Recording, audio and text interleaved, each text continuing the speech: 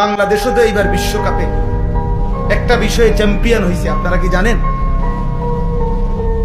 শুনছেন আপনারা? কি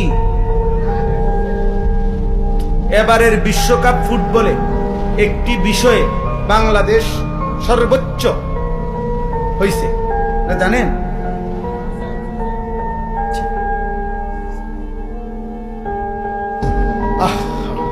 এই পর্যন্ত সারা পৃথিবীতে 23 জনের মৃত্যু হয়েছে এই বিশ্বকাপ খেলাকে কেন্দ্র করে, মারামারি কিংবা সুইসাইড বা যেরকম। এর মধ্যে 15 জন বাংলাদেশ।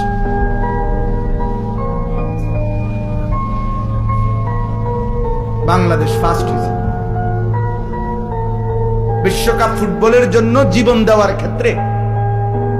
বাংলাদেশ শ্রেষ্ঠ হয়েছে। হায় আমার দেশ,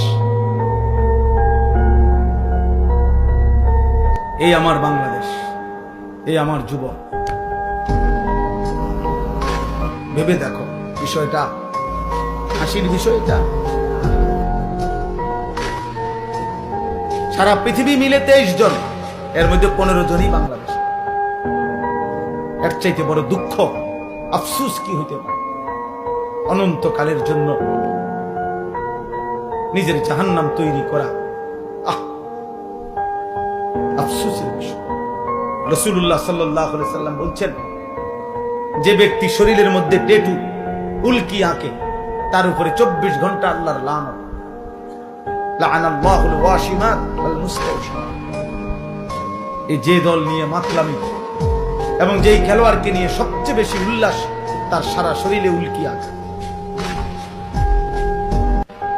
এবং এক চোখাওয়ালা উল্কিও আছে তার সাথে।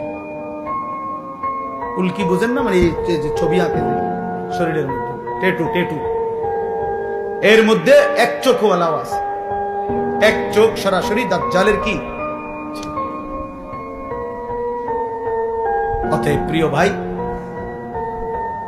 কাউরেই আমরা থামাইতে পারবো না, কিন্তু আমরা বললাম, আমরা আল্লাহর কাছে এটা বলতে পারবো যে আমরা বলছি, কেউ না ফিরুক, আমরা বললাম।